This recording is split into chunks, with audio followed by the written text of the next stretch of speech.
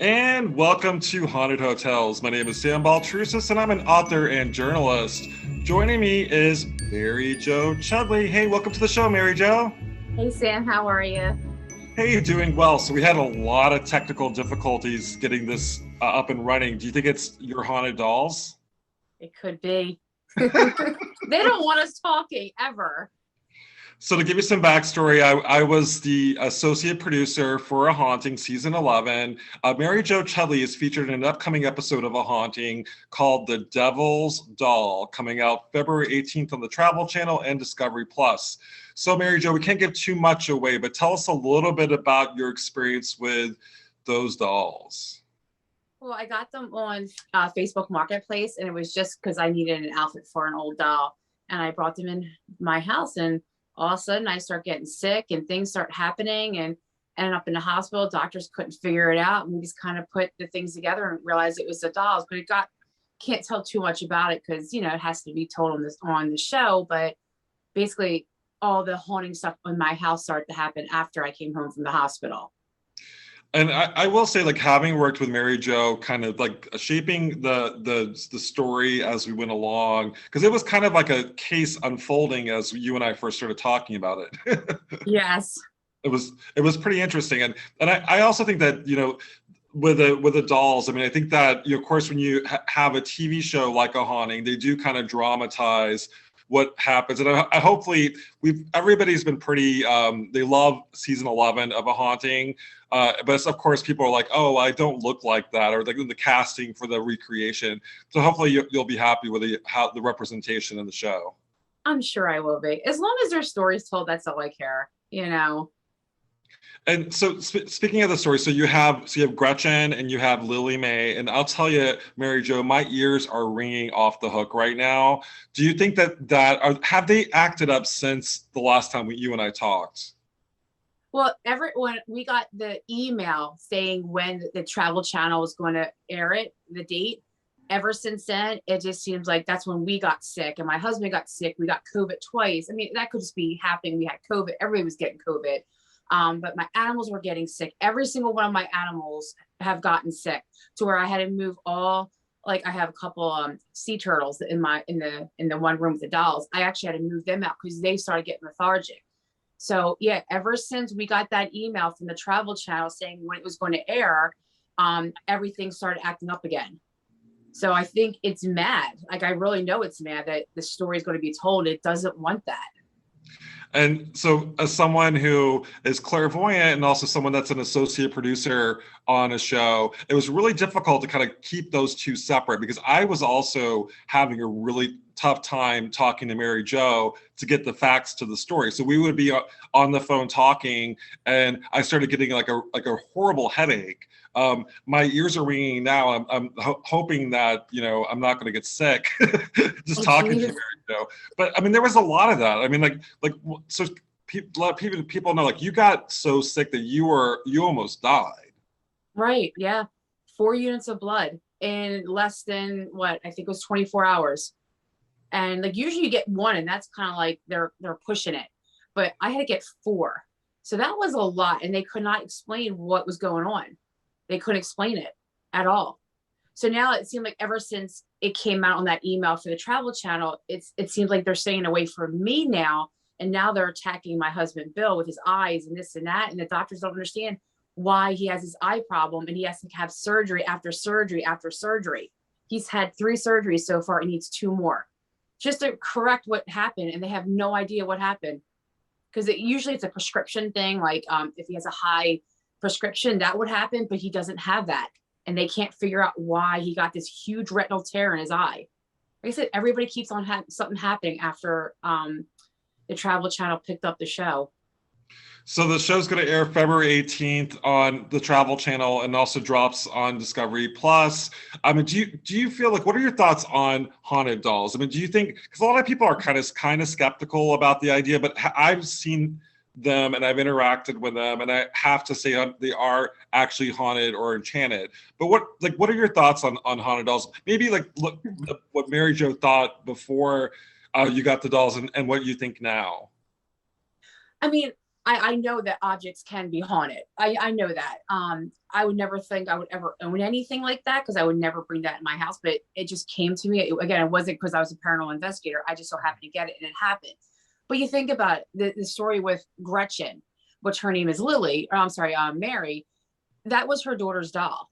That was her pride and joy, her last daughter who passed away. So she was very protective of that doll. So all her energy was going into that doll. Even after death, she's still protecting that doll.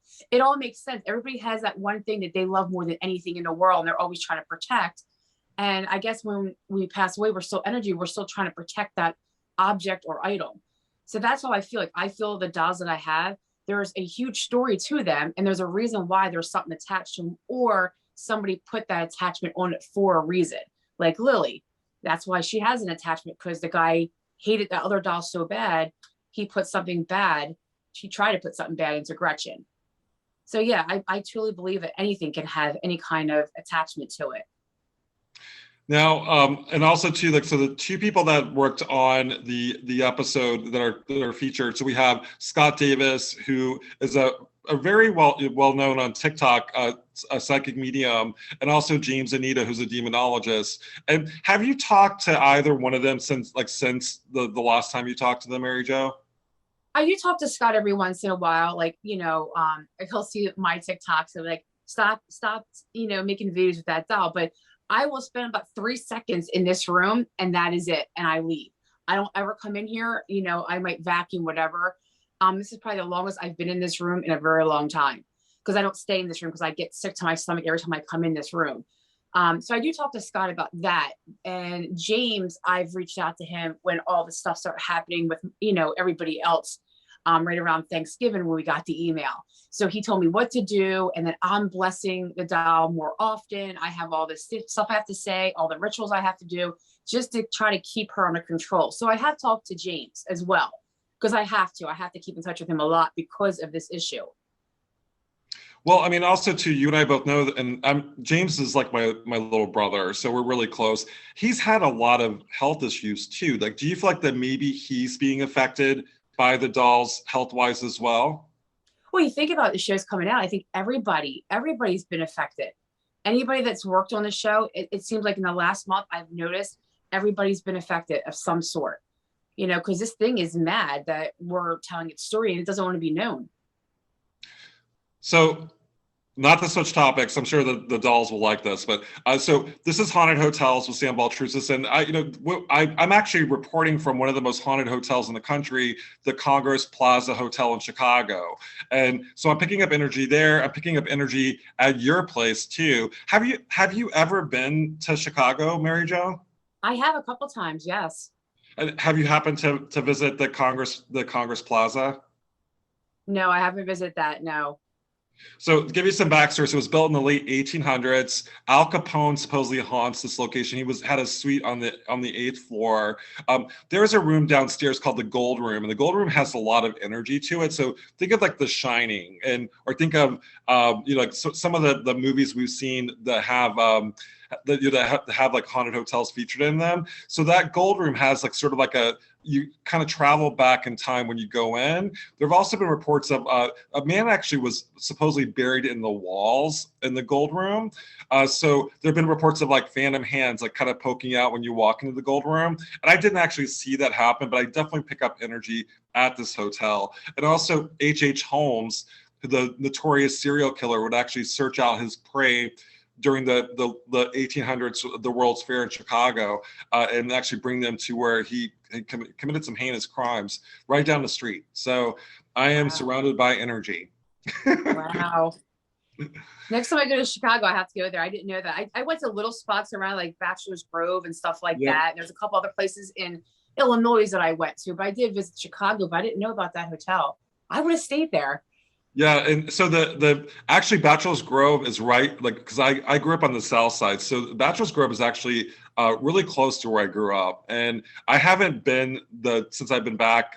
My father recently passed, so I've actually been here for my father's wake and his funeral. But I definitely, at some point I would like to go back and actually really investigate and explore Bachelor's Grove, because I have memories when I was younger going there and having kind of like the sort of like the haunted experience in the cemetery.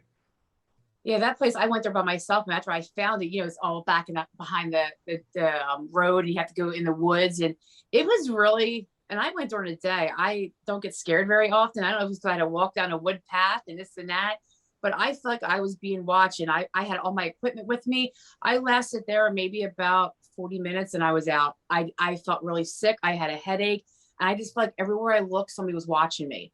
Yeah, that's one place I really want to go back again. Yeah, I remember going. So my parents divorced when I was a young kid. So I would spend summers in Chicago and then the rest of the year in Florida going to school. So I would go with like my friends during the summer, and we would like all go out, to the Bachelor's Grove and, kind of like, play pranks on each other and stuff like that. But I remember, because I've always been sensitive to the paranormal and having experiences and like not wanting to actually physically go into the cemetery. And then all my friends would, come on, Sam, come on. And I was like, are you chicken? I'm like, actually, yeah, I'm totally chicken. Because there's something about that cemetery is always still kind of scares me. But now that I know what I know as a investigator and as a clairvoyant, I'm not as afraid, because I don't think it's necessarily like malicious. I just think that it's just very active. Right. So speaking of being an investigator, so Mary Jo, you're also an investigator, and you've investigated some amazing places. And I kind of wanted to focus on that, because a lot of people, when they think of haunted hotels, they think of like where I'm at, the Congress Plaza. But you've stayed at like the Conjuring House, which also has overnights. And you have an event coming up at the Shanley Hotel too. Right. Yep. So tell me some of the places that you've been to, that you've spent the night there, like maybe the USS Salem, and what your experiences were at those locations. My two favorite places are, and I tell everybody all the time, is the Conjuring House and the USS Salem. They have two different kind of energies. The Conjuring House was more like an elemental type thing. It's the land. You walk in there and you just feel like the ground's vibrating. I guess it all depends on each person. When I go there, we get so much evidence. I get my hair pulled. I get things thrown. I guess Crooked Neck or the witch, whatever she is over there, because she never really answers you. She don't like me at all. But I like to go just like me and Bill. That's it. Because I find that when me and Bill just go, we get incredible evidence every single time when it's just me and him. So I absolutely just love that place. If I had $1 million, I would buy it in a heartbeat. They know it, because I just would love to own that house. I wouldn't live there, but I would love to own it. And the USS Salem, that is just insane. We had an event there last year on Mother's Day weekend, to where the energy was so insane. I think if I remember correctly, Don said that we were the first group to come there from the winter time. So nobody's been on that boat for for a while. And when we went in there, equipment was going off. We were seeing shadows everywhere. We were hearing voices constantly. And there was only maybe about, I would say, like 15 people there. And we were all separate. Like one group went with one, a couple here and a couple there. And then at the hospital part, all the equipment was going off. And I just kept on going, like raising my hands up in the air, like, I can't make this up. Like, and I would show people in the live, I'm like, you see what's going on here? It was just like, this stuff was just circling around the room and setting everything off. And Don had the power completely off. So nothing that we had on us or the ship would make that equipment go off. And it was doing it on command. And we were like, can you set this bear off? Can you set this off? And it would do it. And of course the ghost box was going off, answering us. It was insane. That place is like totally insane. But it's not a bad insane. It's very, very active. And I love it there. It's like, they don't even know, I guess it's in water, you're in metal, it's on a boat. So it's holding all that energy inside, and I don't know if they know they're dead. Like, I don't know, but it's insane there. So I actually spent a lot of time on the USS Salem. I worked a month and a half on the USS Salem, and I'm actually good friends with Don DeCristofaro as well. But I never spent the night on the USS Salem. And so how was it spending the night on that ship. It's a heavy metal cruiser, just to get the semantics correct if Don happens to be listening to this. but yeah. Oh my God, Don's gonna kill me for saying this. Poor Don. He did me a favor because we're like 7 hours away. He said that we can sleep on the boat. He goes, I've never slept on this boat. This poor man, I love him to death. He was so scared to sleep on this boat. Please, Don, if you're watching, forgive me. But he was so scared to sleep on it. I said, these ghosts know you. They're not going to do anything to you. So where we slept, I don't know which, I mean, it was on the first floor. We had to go down, like, of course, the ladders to go all the way down. But of course, it was only men in there. So for me to go to the bathroom at 4 o'clock in the morning, I had to go up these steps. I couldn't go because there was only urinals in there. I had to go all the way down the other hall. But Don was so tired from the event, he went to bed early. He was like kind of scared. So I kept on going back in there. I would leave the group just to open up the door to make sure he was okay. Because God forbid something happened to him down in this one little area. But yeah, it was, I mean, besides it being really, really cold there, because again, it was just off the winter time. You're on a boat, you're in metal and water. It was cold in there. So by the time I fell asleep, it was good. And we got up and I didn't have any issues. I had a recorder all going the whole time just in case something happened while we were sleeping. But nothing happened. But I think Don felt relieved when he woke up and nothing happened, because he was, I think, a little scared to sleep there because he'd never done it before, knowing how haunted and how crazy it was that night. I think that kind of scared everybody, trying to sleep there, knowing how insane it was. So Mary Jo, I actually had experience, like when I worked on the vessel, it's the entity which, he calls, I mean, I called him the Burning Man, but he calls him the captain, whatever you want to call him. It's an entity that sort of is in charge and may or may not have been human before, but he had a tendency of not wanting women on the ship, which makes sense because it's a Navy vessel and women weren't allowed. Did you feel uncomfortable as a woman on that ship at all? Not at all. Mm-mm. I mean, even when we were walking around to do like just a Facebook Live to walk around the show or be the ship, when nobody was even on a ship yet, I got like 3, voice EVPs right after each other. One was a guy saying, hey, then he goes, hi. And then, I said, well, hopefully when we go downstairs, Facebook won't cut off. Is everybody going to stay on live while I go downstairs? And then you hear this little girl saying, my mom's coming. She's always late. So like, I never felt scared there ever. And not like, I don't think, because I know that the one kitchen area, it's a little spooky, like it's a little heavy there, but that would be the only area that's to me, a little off guard that I wouldn't go by myself. But anywhere else, I don't think so. Like I wouldn't be scared at all to go in that boat. As a woman, I never felt, scared. Like the Conjuring house, maybe a little bit, just a little bit. Because the entity doesn't like women. But I never felt that on the ship at all, ever. And that's good, because I mean, I know a lot of people on Dawn's team actually are women. And maybe that was my perception at the time, and maybe things have changed. But I'll tell you, I saw multiple shadow figures on the ship. I saw what looked like a shadow figure break up and kind of shoot out as like black darts. We call them paranormal darts, is what my friend Christine called them. And they were like kind of coming at us. So we had some pretty intense experiences there over that month and a half, but also we had a haunted attraction on the ship. So it really was kind of amping up the activity. Plus you're on water, like you mentioned before, it's metal, so it's all kind of amplified. And that area that you were talking about, the sort of like the where the chef was, or the cooking area, that's the third mess hall, and that's where a lot of activity happened. And that's also where they kept the bodies. So below was what was called the butter room, and they actually kept sort of like the bodies from the Greek earthquake down in that area below. So that would make sense that area was kind of creepy for you as well. Yeah, because that's where all the cots are, right? Is that where they used to sleep down there? Yeah, so that's called, it's like a birthing area. So it's BERTHING, and Don, we got that correct. Because Don happens to be listening to this. I would like to make sure to get the words correct. But yeah, so it's a birthing area. And below that is actually, it was called the butter room. And the butter room is where is actually where the bodies were kept during the Ionian earthquake in Greece in the 50s. And all the bodies were kind of put into that to keep cold. until they were actually interred or actually buried. Oh, I didn't know that because right down there where those cots were, that's what I would just go by myself. And of course, take a recorder and a video and just lay there for like an hour, just stare there and talk to them to see if they would answer me. It's like I never got that weird feeling like there was a lot of death in that area, but I never knew. That's really weird. I never knew that. Yeah, and also when you talked about the little girl, like there is a little girl on the ship. We call her Lucy, and we interacted with her throughout. And she's actually the first spirit that I saw on the USS Salem. It was down in the area where you were doing the recordings, and she was kind of like in the corner and kind of like crouching over, like she was like really shy. And so I was wondering if it actually was a little girl or if it was an entity playing a little girl. Right.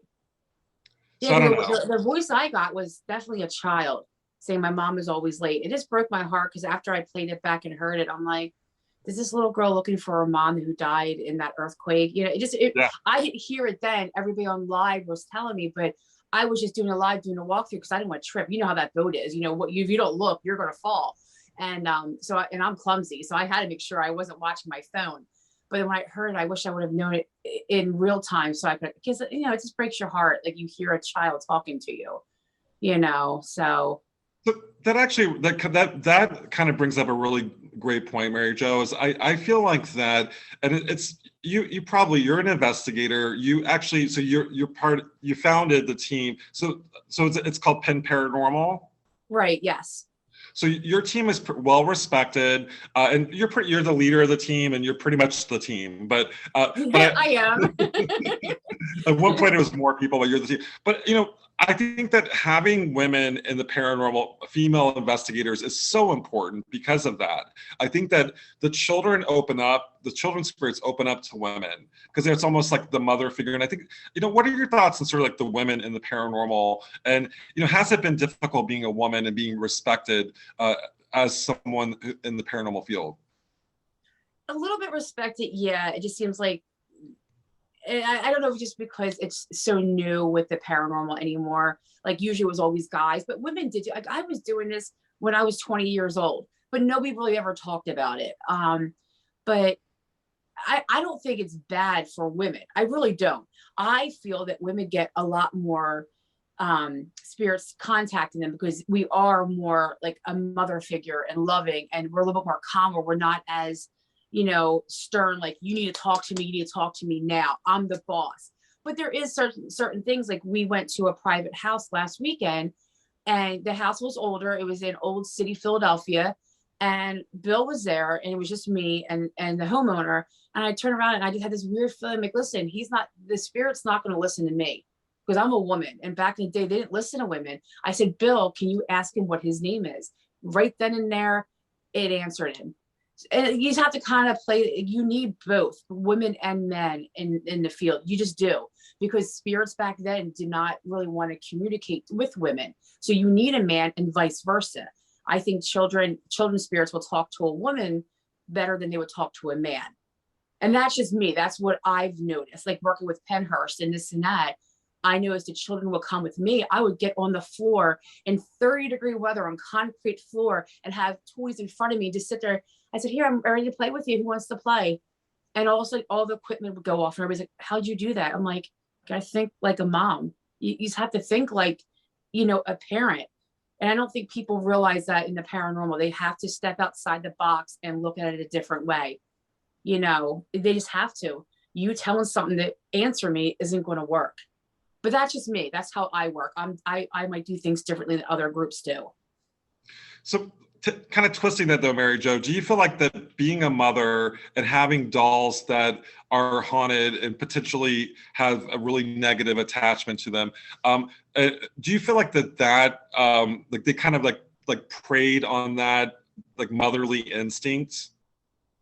I think so. I think that's why I got Lily. I think because I saw her and it was the Madame Alexander doll that I needed. And I just kept on having to have her and having to have her. And I didn't really want to take Gretchen because I didn't need her. I only needed the other one. So I did take both of them, I thought. And then I brought them home and I'm like, and I don't know. It was just weird. Like it felt like a child that was just sad all the time. And even like the other day I did Gretchen. I had a live with Gretchen because people on TikTok wanted to see Gretchen because nobody's ever really, I don't really do lives with them that much. And I brought Gretchen down, and the whole time I was just smiling, like, because I feel like I haven't been there because I'm never home. I'm never in this room. And just like, I just felt all this peace. Like I could just feel her energy. She was happy. She was just happy. So I know that, you know, Mary's happy that I was communicating with her and her daughter who's attached to that doll. So I was able to hold Gretchen doll or Mary, and I have to say she definitely has an energy to her.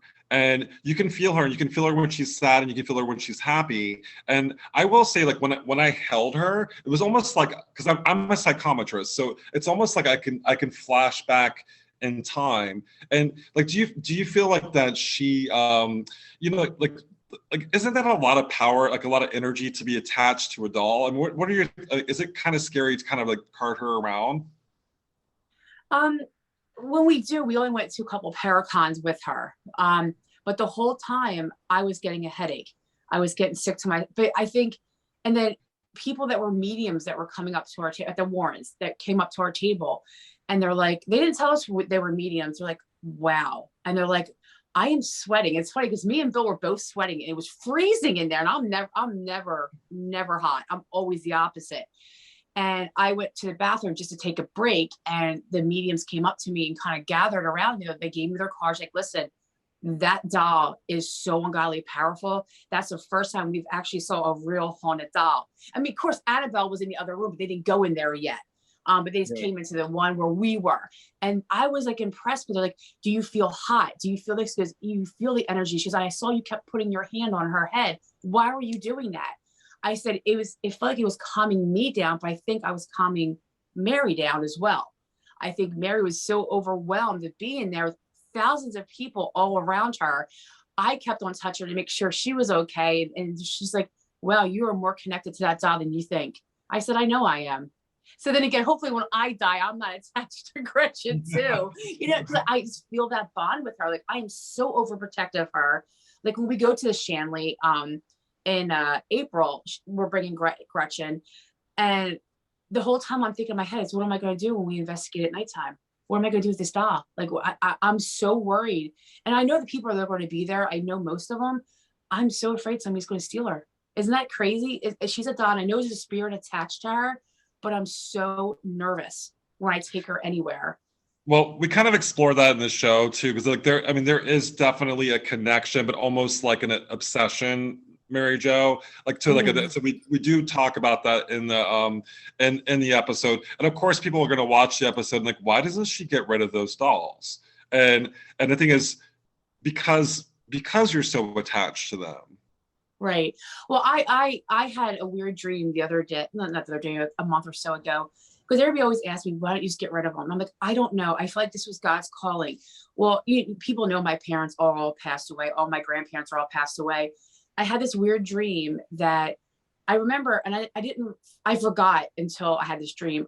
When I lived in this house, this was actually my bedroom. This was my bedroom as a teenager. And I remember having these thoughts of a demonic presence keep on coming to me, trying to take my soul, telling me, I want to take you. I want to take you. You're going to be mine. To where and I'm a teenager, I would go into my mom's room and sleep on the side of her bed because I was scared. And then she would wake up and be like, why are you in here? I'm like, I had a nightmare. It was going on for months. And finally I broke down and told her, I feel like a demon's trying to take my soul. I can't even think about demon. I can't think about Satan. I'm scared to death. So then we went and talked to our pastor. So I got really into our church, like as like a 15-year-old. And back then you just didn't do that as a teenager. So I got really involved with my church and faith and everything. And it just went away. And now I feel like the dream told me that was God preparing me for this. For this was my journey. This is what I was supposed to do. I was supposed to protect for this doll.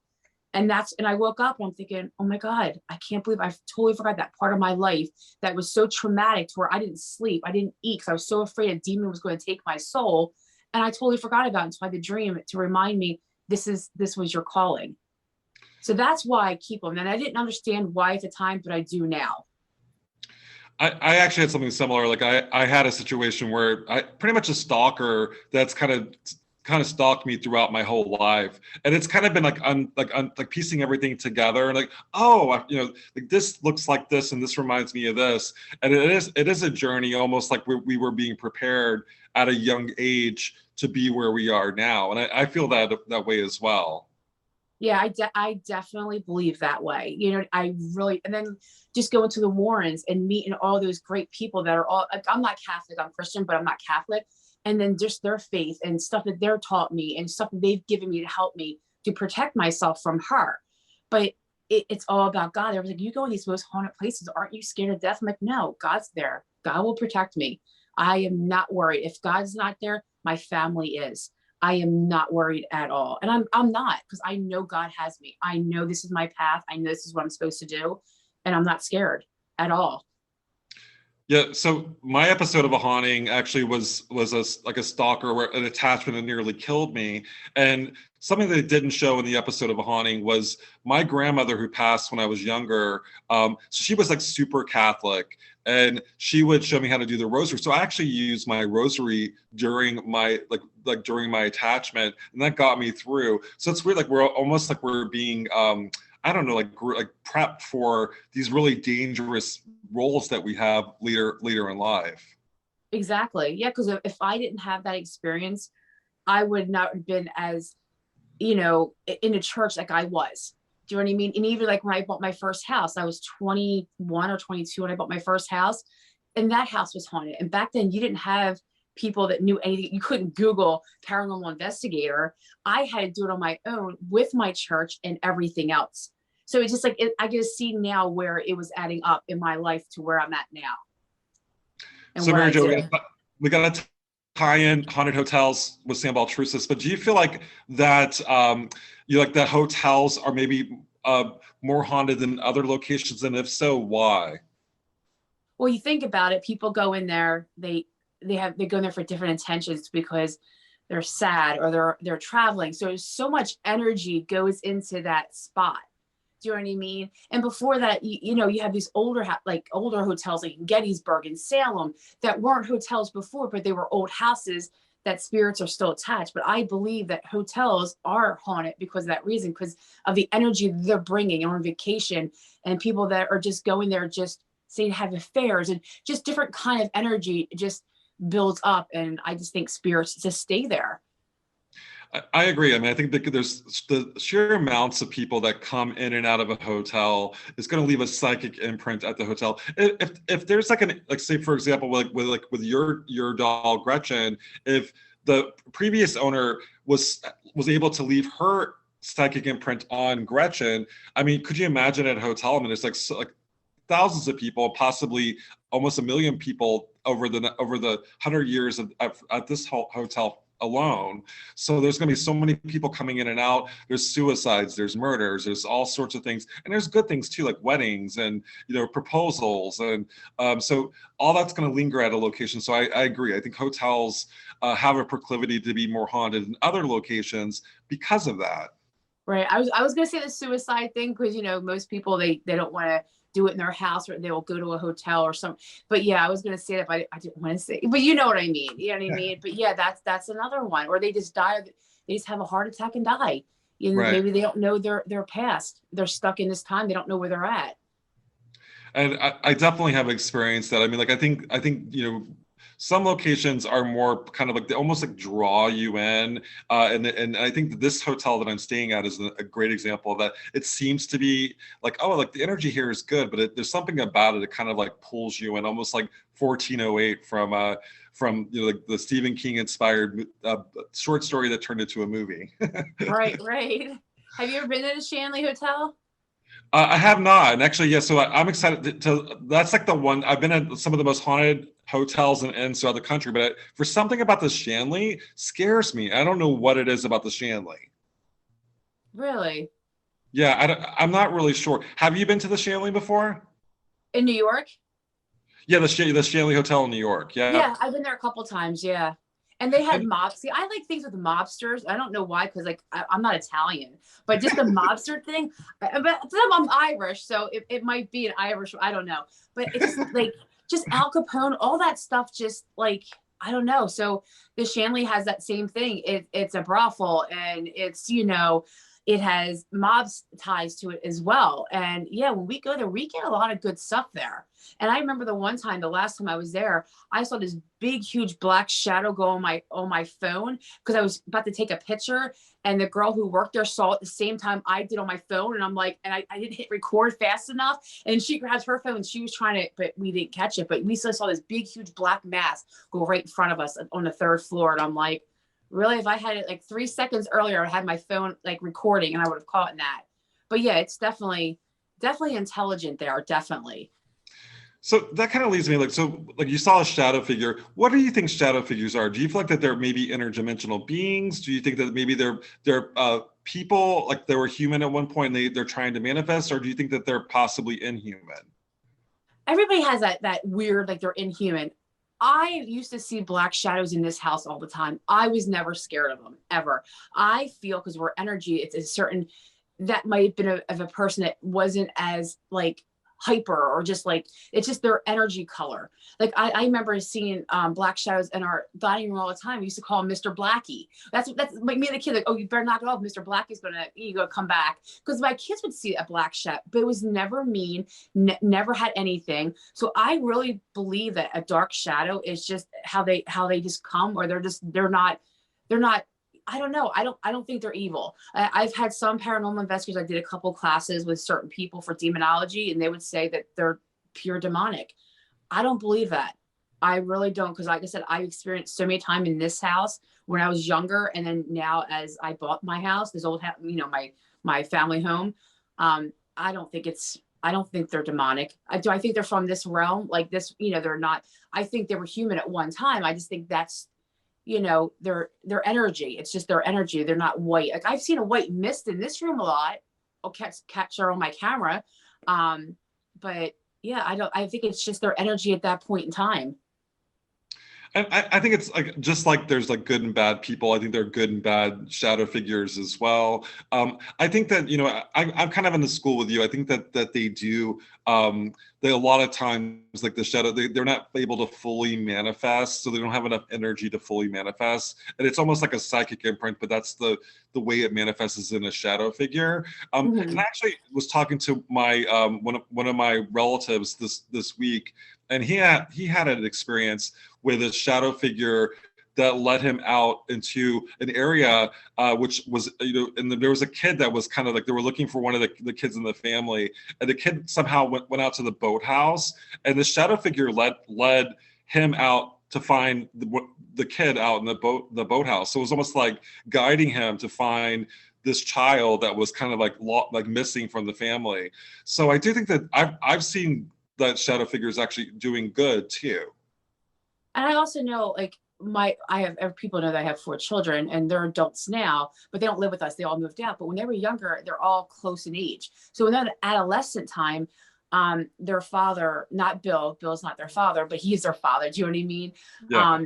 Their biological father, he had bipolar, and he had a lot of mental issues that he never told anybody. Like his family knew, but he never told his wife, So when I had kids, my kids start having issues. So adolescent time, that's when I start noticing a lot of the shadow figures. So I also believe, not like a poltergeist, but something along that line, from them being, my one daughter being bipolar and the other one having anxiety and the other one has ADHD.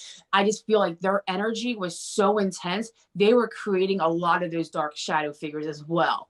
So I believe that too, like a poltergeist or some kind of, your energy can manifest a dark shadow as well. And I believe at that time, Mr. Blackie was them. It was one of my children getting those, just getting everything worked up, in the house at that time. Yeah. So actually that's kind of like the hot button topic in the paranormal research realm. So it's the idea. So it's called PK.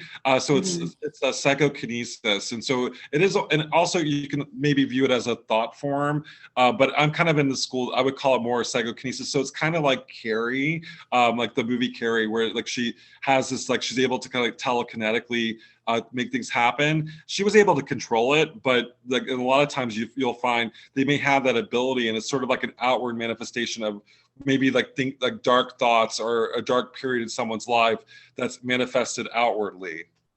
Yes. And so actually a haunting, there was an episode called Inner Demons, and that was actually because people were like, well, you know, like was that demonic? I mean, actually at the very end of the show, it was diagnosed as a thought form, or like a poltergeist. And it's basically the PK idea. And this gentleman was a cop, and he had a near-death experience, and he actually has a sensitivity to the paranormal, but he you know, he was having poltergeist-like activity, like people like walking into the bathroom and seeing like words etched out on in the mirror, and it was like, you know, you don't deserve him or her, and like really derogatory things that were written out in the mirror. And that the Carl Johnson came in and said basically that's something that's connected to you. And they were able to actually, and they even get an EVP with a voice. So these thought forms, or these manifestations, are very powerful, actually. Right. Yes, they definitely are. Because like I said, we would see them all the time at that time period. But as my kids got to that part where I guess everything was controlling, and then my middle daughter, who has Charlie, she moved out and everything settled down. So we think that a lot of it had to do with her and her energy. But I mean, I didn't tell my kids this. I knew this because I didn't want to scare them. You know what I mean? Like I said, I've been doing it for so long. That was just my theory, that it was her manifesting all this anger and energy because she couldn't control it. So actually, so speaking of your middle child, so Vicky is actually featured in a haunting episode. And how is she doing now? Because I know that she was really kind of afraid to go into the house with the dolls. Is she still kind of wary about going into the house with the dolls?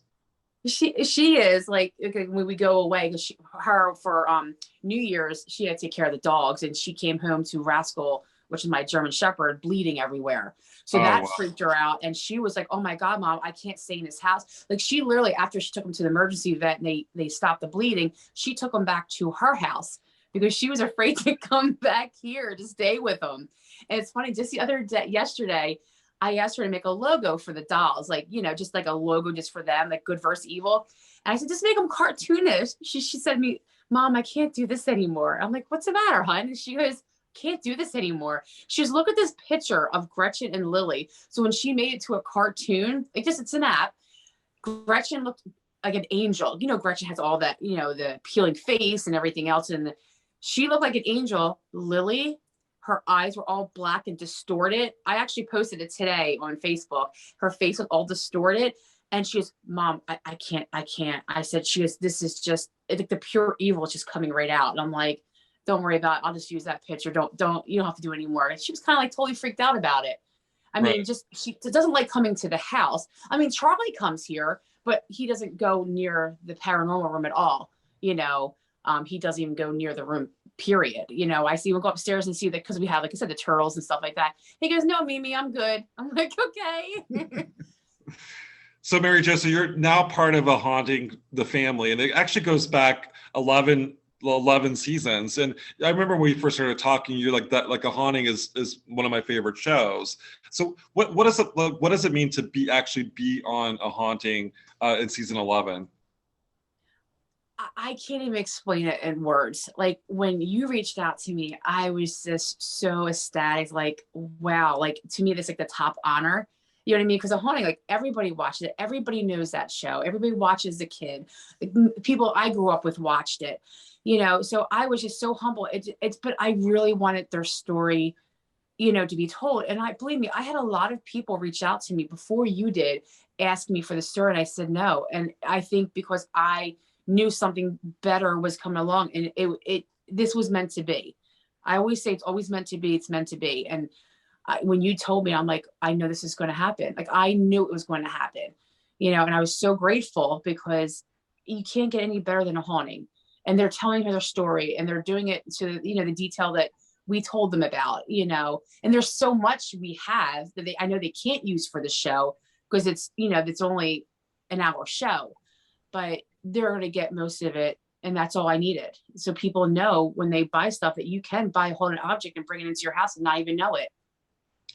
And that's what I love. I love a haunting. I love that I was on a haunting because I feel like that it does help people. It is kind of like you're starring in an actual horror movie, you know, and it's kind of cool. It's like, you know, like, oh, like this is what happened to me. So, you know, yeah, they're like people like, was it embellished at all? I do think that some things, you know, are changed to make the narrative work for television. Like you mentioned that you actually saw the ad for the dolls on social media, and in the TV show, there it's like a flyer that you see, that you get to see the ad. So there's some things that are changed just because it visually looks better for television, but the heart of the story is true.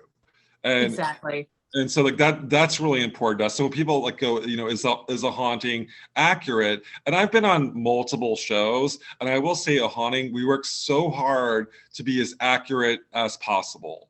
And without like losing the idea that this is in fact a television show, and you have to kind of like adhere to certain things that work for television versus say like a radio show or other mediums. So there are things that are changed a little bit, but you know, like let me give you an example. My episode of a haunting, my friend Joni Meehan reached out to me on social media, like, you know, Sam, are you okay? But they did a whole scene where Joni, you know, knocks on my door and it's like, Sam, are you okay?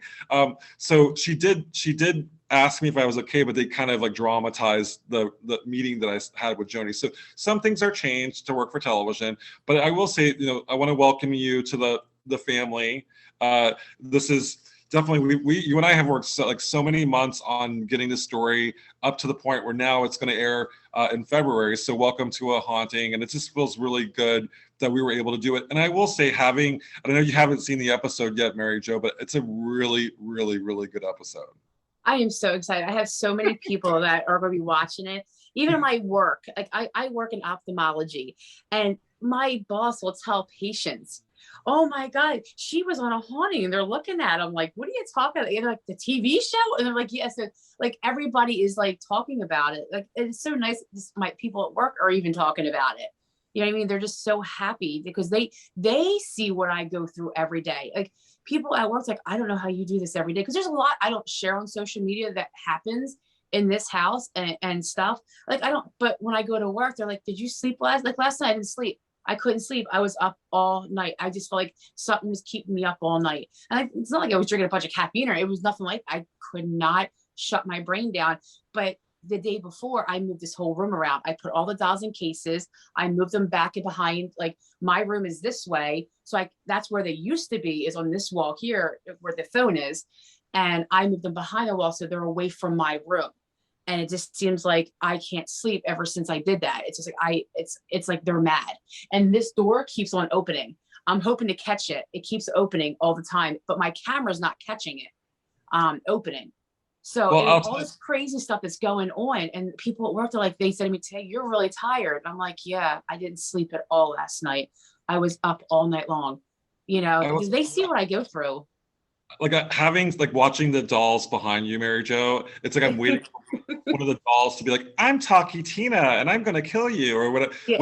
whatever they're gonna do. Because you know, I told you this when I first took this case for the show. Dolls terrify me, and like I have two phobias: dolls, and especially like collectible dolls, and also clowns. And so I'm like, let's do a doll show. Yeah.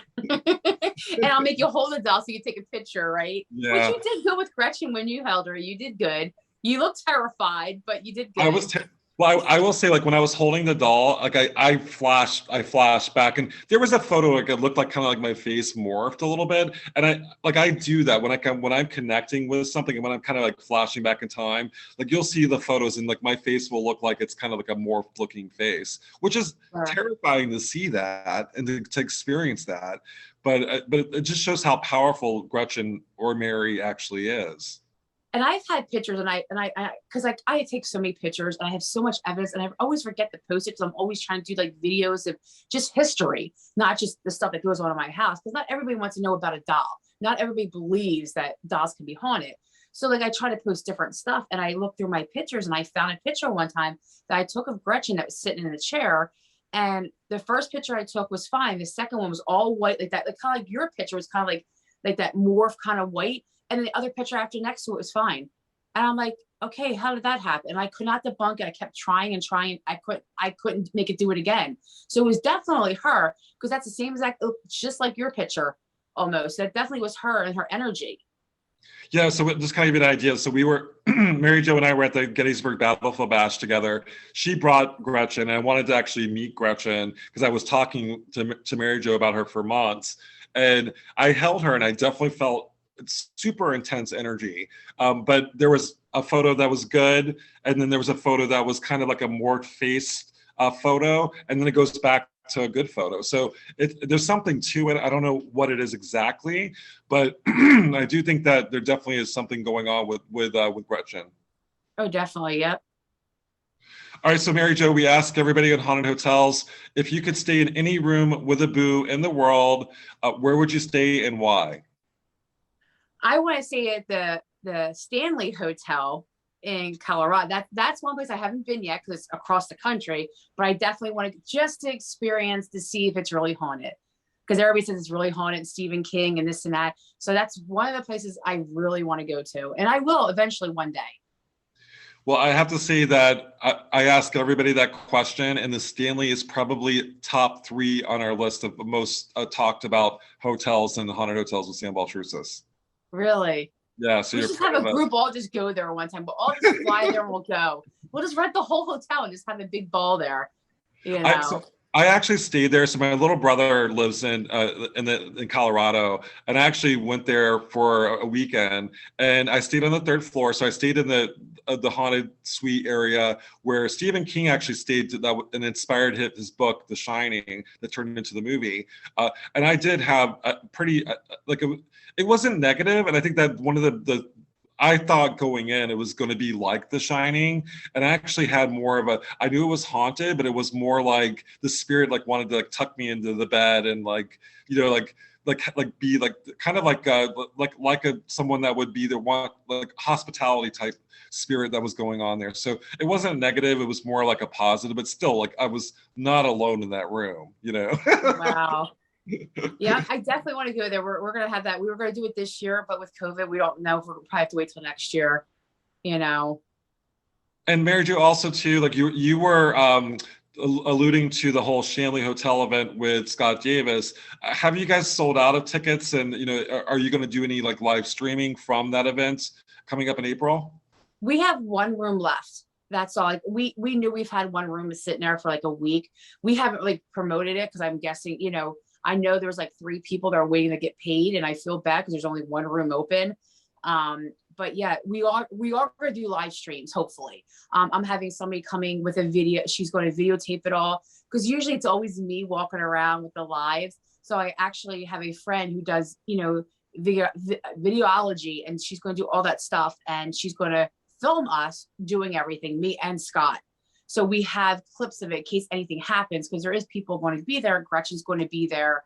And of course there's a medium there. So that also helps too. And he's the spirits know him there. So yeah, we're going to have that live stream and everything, you know, when we go, definitely. So Mary Jo, so people want to follow you. What's your Instagram and TikTok? They're all just Penn Paranormal. It's PENN, and then it's paranormal. So when you type in paranormal, you'll see a little white ghost. If you see a little white ghost, you know it's us. And also, Mary Jo, I just want to, so you and I have also been nominated for multiple paranormal awards. How did we get nominated for this? I have no idea. And it's funny because they put under my name, Mary Jo Chudley. I'm like, wait a minute. All my other stuff is like completely blocked from the media. So I'm like, so I don't know. I don't know who nominated us. But I just put on like, you know, our website, or our website or Facebook that, you know, Penn Paranormal was nominated, because that's what they were looking at. They were looking at our Instagram, our TikTok, and then our Facebook. And they even actually did me for Twitter. I haven't used my Twitter since I think 2019 was the last time I was on it. So I went on it last night. It was deleted, like, because I had like pictures of my kids on there. And I'm thinking people are going to look me up looking for that. and they're going to see my kids playing in a pool, and so it has nothing to do with paranormal. So I had to delete it. But me and Vicky were going back there just laughing at all this stuff that I was posting. And she goes, Mom, you were so funny back in the day. I'm like, yeah. But of course there was like, you know, Eastern State Penitentiary. There was like haunted stuff in there, like from like 2013 and stuff like that. But most of it was just my family. So, but yeah, it was kind of funny when I went back there and saw they nominate me for Twitter, and I'm like, yeah, I haven't used that in a long time, but it's still nice. You know, we do a lot in the paranormal, and I think people don't realize how much we actually do. You know what I mean? We do a lot. So it's nice to be recognized. I felt the same way. Like a lot of people were kind of like complaining about like, well, so-and-so wasn't nominated. And really there's no way to make everybody happy. But what I did like about the list is that people that normally don't get the attention were nominated. So Right. you know, like these are people that like some of them I've never heard of them before, but it really sounds like they had a group of people sit down and really kind of like look for people that may get overlooked by, you know, like TV shows or whatever, and they were like really focused on the content that they're putting out. And it's funny because, you know, you on Facebook, you see a lot of posts about it. And I just wrote on there, I'm like, listen, I said, I am very humble that I was on there. And if I wasn't, I would still be humble for all those people. And I said, did anybody even search any of those people? Did anybody search any of those groups that I haven't heard of most of them.